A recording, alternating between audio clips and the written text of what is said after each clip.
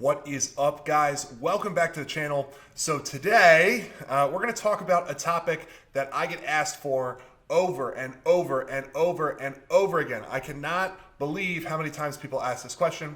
Everybody wants to know what is the one best way, absolute best way to throw harder. So today we're going to dive into that.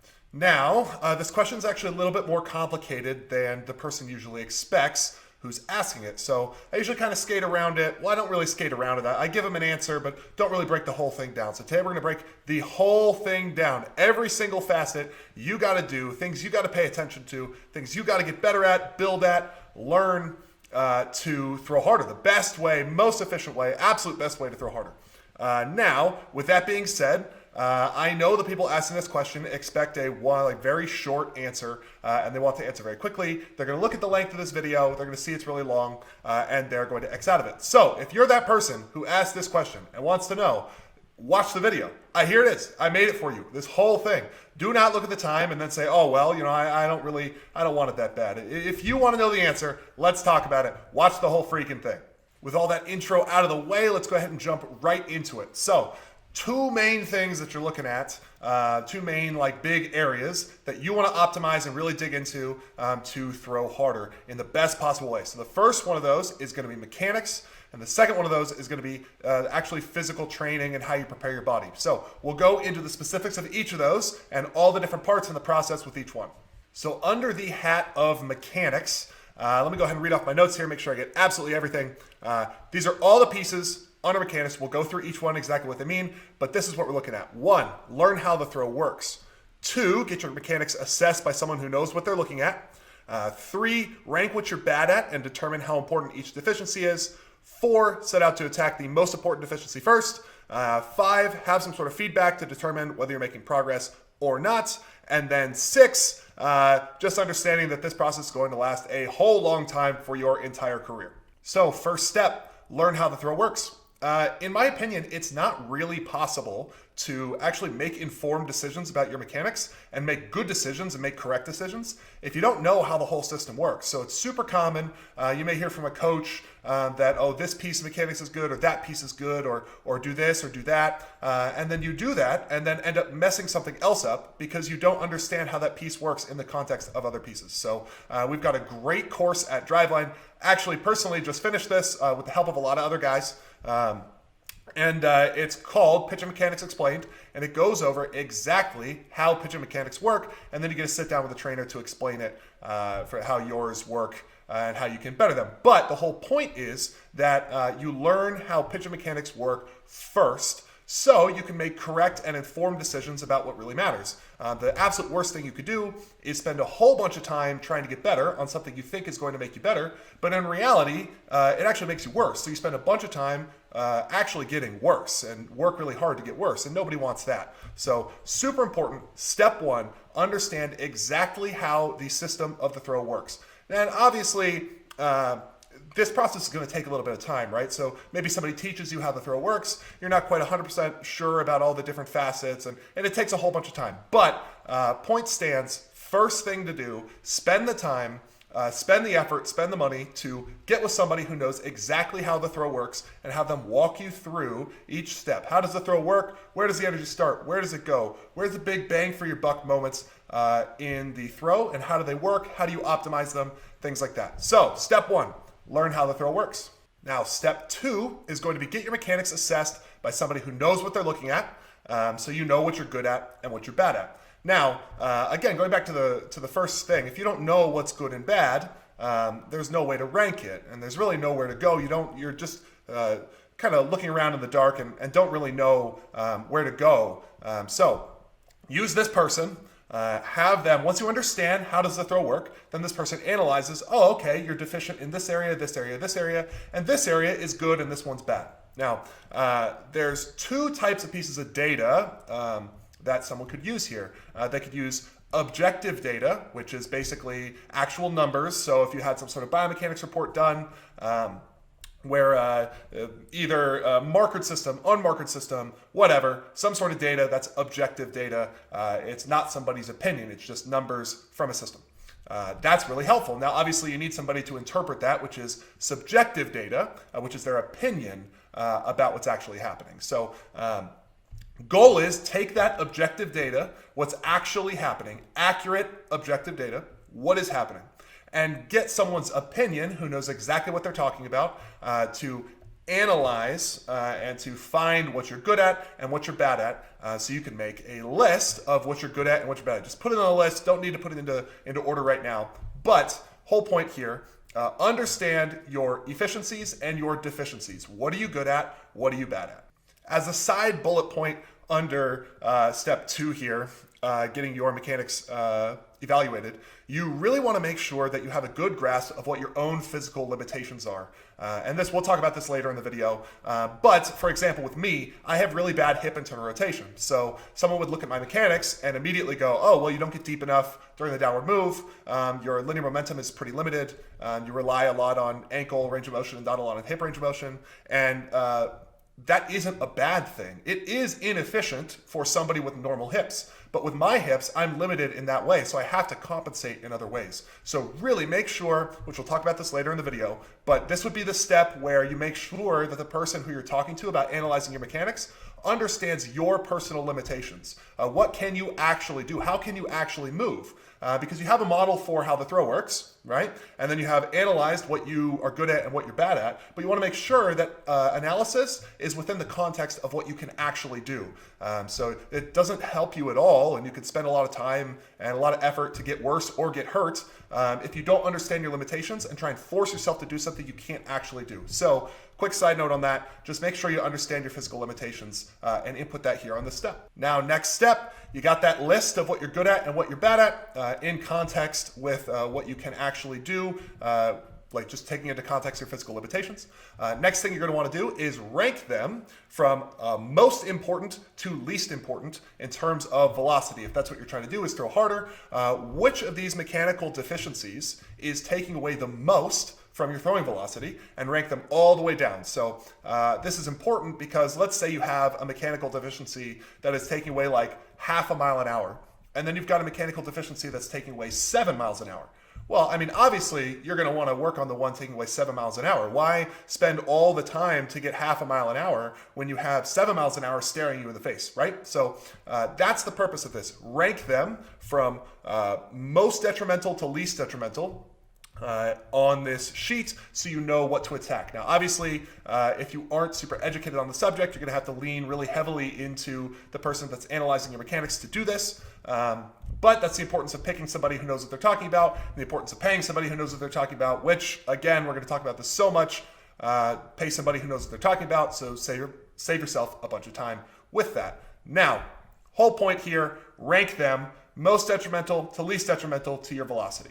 Now, once you got everything ranked most detrimental to least detrimental, let's go ahead and attack the most detrimental. What is the problem that's taking away the most amount of miles per hour from you individually? Now, there may be a few things on this list with similar weights. You know, maybe you got 3 things taking away roughly 3 miles an hour. Pick one. Don't really go after a few. Try and catch too many things, you're not going to catch any. So go for one thing. What's the one thing that you can change? Now, maybe there's something in your delivery where if you fix one thing, it cleans up a few different deficiencies. That's great. Great use of your time, great use of your effort. But that's what we're looking for here. Identify the one mechanical change that you should make that's going to make the most impact in your throwing velocity, and start with that first. So now you've got your most important thing, most impactful thing for your velocity picked out. Now you're gonna go and work on it, and you understand the problem, go and work on it. But you're gonna need some sort of feedback, right? Because, okay, you've been working on this piece, but is it getting better? Is it getting worse? How do you know? So this, again, you're gonna lean really heavily into the person who you've chosen to teach you the throw and to help you with this whole process. Have them give you some sort of feedback. Now, again, we can have objective feedback and we can have subjective feedback. So if you had some sort of motion capture report after a certain amount of time, that would be great. We can objectively tell, is the piece that we're trying to get to move differently, is it actually moving differently? And then obviously you need a subjective analysis of that to kind of put their opinion on it, because numbers are just numbers. We can't get opinions. We have to make opinions from the numbers. But if the person really knows what they're talking about, you may not need a mocap report on this. Let's say it's a really easily identifiable issue. Maybe you don't need a mocap report. Maybe you can just rely on the person that you're paying to give you accurate feedback, and maybe it's just their subjective opinion, but it's probably right if the issue is easy enough and the person you picked is correct. So, whole point here, you're working on something, but you need some sort of feedback regularly to figure out, well, am I actually getting better or am I getting worse, and to analyze that. And the last piece here under mechanics is just understand that this process is going to be going on your entire career. So there's really no end date. There's a start date, which is whenever you decide to like, oh, this is a really good idea, I should do this, you know? But the end date is whenever you stop playing. I mean, I think people think of mechanics as like an unfinished project and then, oh, it's finished. But it never really finishes. You're always working on something. I think Trevor Bauer is a great example of this. He's still working on things. He's one of the smartest and most educated pitchers I know when it comes to the throw and how his own mechanics work, his own limitations, how the throw works ideally. And even today, he still gets a whole bunch of biomechanical analysis done regularly to get feedback. What does he need to fine tune? What does he need to work on? How's this adjustment working? How's that adjustment working? It's always a work in progress. Now, it's a little bit different, obviously, for someone of his caliber because the tweaks he is making may be like 0.5 miles an hour, you know? Which is huge for him. But if you, obviously, at a lower level, if you get 0.5 miles an hour, I mean, that's well within normal variance, so it's hard to tell. So basically what I'm saying is when you are starting at the very beginning, first start to change your mechanics, you may have some really big glaring issues that could be 5 to 10 miles an hour issues. You fix those, you gain 5 to 10 miles an hour. Pretty great, right? Now, it's not going to happen overnight. It's going to take a long period of time to change these movement patterns. But as you go throughout, you're going to start knocking these ones off the list. The most important ones, you attack them first. You keep going down the list. After you do this for 5 to 10 years, hoping your career is 5 to 10 years long, you get down to the bottom of the list and there's some really small things. Now you're still working on them because velocity gain is still important and you still have all this time and effort you can put in to the program to continue to get better. But what I'm saying is as time goes on, you get less and less and less benefit. But there will always still be a focus on trying to get better mechanically. There's always things that you can continue to do better on. This is going to last your entire career. That's the whole thing on mechanics. That's the whole process. We'll go ahead and shift into physical training and how that works at this point. Every piece of your body plays a different role when throwing. It's important to understand that. So once you have an understanding of how mechanics work, then you understand how each piece, like what job that piece has to do in the throw. Now, the job the piece has to do in the throw, and sometimes it's multiple, most of the time it's multiple jobs at different times, that's going to dictate what type of adaptations you need to build as an athlete to get it to do that job or those jobs better and more efficiently. So it's my opinion that the lower you go on the body, so let's say you go down to the legs, let's say you go legs, muscles around the pelvis, and then around the torso, and then around the arm, things like that, right? So at the very bottom, the muscles in the legs and around the pelvis, they're going to need to be much more strength dependent in the pitching motion. Now, as you go higher and higher and higher, it starts to shift into, okay, a little more power dependent, like how much can we produce quickly. And then as you go higher and higher and higher, the movements get faster and faster and faster near the end of the chain. So it's going to be more and more and more elastic. And it's important to train the pieces that way. Now, it doesn't mean that, I only train one piece, like, I only train my legs to be strong, and I only train my midsection to be powerful, and I only train my arm to be elastic. That's not what this means at all. You need some sort of adaptations, like a wide variety of adaptations in each piece, but the ultimate goal is to maximize what that piece does in its job. Now, once you understand how the throw works, what the job of each piece in your body is during the throw, and then you want to assess how good are your pieces of your body at doing what they're supposed to do in the throw. So we do a great job of this at Driveline. There's a great physical assessment there where they do force plate analysis as well as some other metrics to determine, are you strength dependent? Dependent is the wrong term here. What are your metrics? If you think of it like making a video game character, right? You've got like things like a squat jump, counter movement jump, ankle jumps or elasticity, what do each of your areas rank at? And when you are able to put those qualities into what do they rank in, into numerical value, then you can determine, oh, okay, what am I good at, right?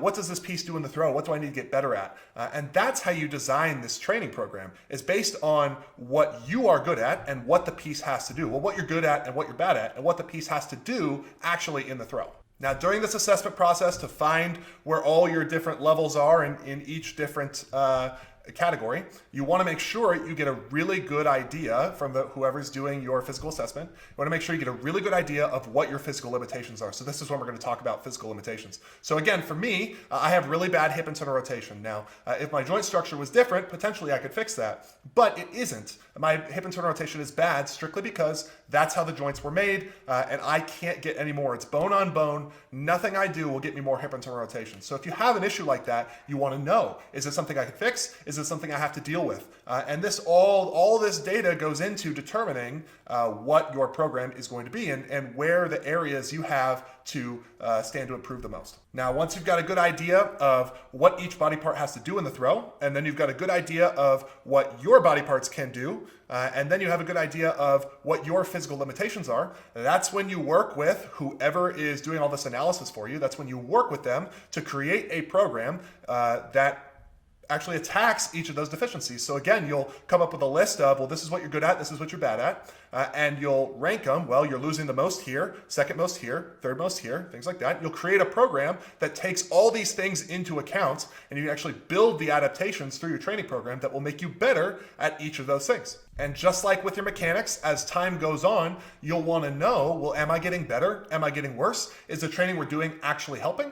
And in this instance, subjective analysis, like someone just watching you lift or someone watching and being like, oh, I think you pulled that harder, that's not good enough here, where you can kind of use that to determine, is the throw improving? Like, are your mechanics improving? You can't really use that to determine, are you producing more power? You're 100%, well, assuming power is what you're training for, any adaptation that you're training for, you're going to need to measure it with some accurate piece of technology. Now, let's say, for example, you want to build your 1 rep max on a deadlift. Now, a really good way to measure that would be, well, how much do you actually deadlift? What is your 1 rep max? Let's say you want to deadlift the weight faster. A really good way to measure that would be, well, let's slap a VBT device, which is just velocity-based training. It measures how fast the bar is being pulled. Let's slap that on the bar and pull a certain weight as fast as you can. And let's see, did we get better? Did we get worse? How's that going? Now, I think you can see here how subjectively, if you just watch it, you'd be like, well, I think you're pulling that faster. That doesn't help at all. You really need the numbers, and then you can interpret the numbers from there, but it's super important. Have some sort of feedback here after a certain amount of time. Whoever's building your program is going to have some sort of feedback built in of ways to test. Are we getting better? Are we getting worse? Are we staying the same? Is what we're training for actually working? Now, it's extremely important that when you are measuring these movements, that your measurements are accurate. So why that's important is, well, let's tell this through an actual story. I've seen a bunch of guys use velocity-based training units that are the really cheap ones, that the technology being used isn't really able to do what they think it is. Well, it's able to do it, it's just not very accurate. So they'll make these programming decisions based on feedback that they're getting from these pieces of technology. But the feedback that they're getting, it could be wildly incorrect. If you're basing your programming based on the outputs that you're getting, you better make sure those outputs are right, or you're going to make the wrong decision. It's way better to collect no data than to collect data that could be wildly incorrect and then make actual programming decisions off that. So if you have the decision, if you're buying some piece of technology, go with, obviously price is always a concern, right? You can't just buy the most expensive thing all the time because budgets exist and money's hard to come by sometimes. So you want to definitely don't get the cheapest one, because if the cheapest one sacrifices quality, that's not what you want. But also, if you don't have the budget for it, you don't need to go and buy the most expensive one. Try and find an area where whatever you're trying to measure, that balances the price, but also the accuracy. Because if it's too expensive, obviously, can't afford it. If it's way too cheap and isn't actually going to give you quality data, it's completely useless. You should have not bought it anyways. So make sure the data is accurate is the whole point of that. So at this point, you understand how the throw works. You understand what each piece of your body is supposed to do. You understand what each of your body parts is able to do, plus your own limitations. You've built a program along with somebody you're paying to attack those. You're measuring if you're improving or not. And then at some point, you're going to want to come back to, okay, well, let's remeasure everything and see if we should change up my program. So at a certain point in time, whether that's a month, 2 months, 3 months, just depends on what you're working on. At some point you're going to reevaluate and change the focus of the program. And that would be the next step here. Once you've got this assessed, train, and reassess model put in place, you're just going to continue to get better at every facet of the training and recovery process. So there's so many things here that you can continue to get better at. Let me just read off my notes, make sure I get them all. How you can assess yourself better, pick your training stimuli better, apply them better, how you can optimize the application of each stimulus in the context of all the stimuli in the program. You get better at actually performing the stimuli themselves. On the recovery side, how well do you sleep? Can you measure sleep? How accurately are you measuring your sleep? Can you improve your nutrition? How good's your nutrition anyways? Can you measure that? What nutrients are you missing? Are you timing your meals correctly? All these things are just examples, but there's so many questions and so many areas that you can continue to build on, continue to get better at, and that's going to be the step here. Once you've got the assess, train, reassess process in place, you're just going to keep doubling down and getting better at every single facet of the training and the recovery process. Now, this is probably going to require a lot of money and a lot of time. You're going to have to get into touch with people who know what they're talking about, which is genuinely expensive. And then you're also going to have to invest a lot of time in these. They give you information. It may take a while to actually understand what they're saying, and to apply that, you don't just automatically get it. It takes time once you get the information to implement it, and then to implement it better and better and better and better. So that's the next step here. Once you've got this process in place, double down, continue to get better at every single facet, continue to learn and improve. So guys, to wrap this whole thing up, this is the best way to throw harder. Right? You're going to understand how things work from a mechanical perspective, as well as from a improving your body and building adaptations perspective. You're going to set up a model that allows you to assess, train, and then reassess, and that's going to drive your programming decisions and how you go about your training. But guys, as you can tell, this is incredibly expensive, time-wise, money-wise, and effort-wise. Like, you're going to put in a huge amount of time, a huge amount of money, and a huge amount of effort towards these things. Most people that reach out to me that ask for the best way to throw harder, I don't really want the best way to throw harder. This is a lot. It takes a lot. So most people that reach out to me and ask for the best way to throw harder, really what they want is they just want an efficient way to throw harder that doesn't take much time or effort from them. And unfortunately, if you want value, you have to give value for that. So my best recommendation is to find somebody, let's say you find somebody on social media that you really like how they train guys. They get great results really often, and you want to be one of those guys that gets those great results. Just reach out to them, ask them how much it is to train with them, and then train with them. 6 to 12 months, train your butt off, learn everything you can, and then once you feel like you've learned everything, go on to the next guy. But if this is you, if this process of getting the absolute most, being the best way to throw harder, if that isn't something that you really want to do, but you still want to throw harder, just get in touch with somebody who will do all these things for you and continues to do them in their own practice, and just pay them for their time and pay them for their expertise. So if you made it this far, appreciate you listening to me at the beginning of the video. Hope you guys learned something. As always, if you have any questions, please leave them below. I'll get to them when I can.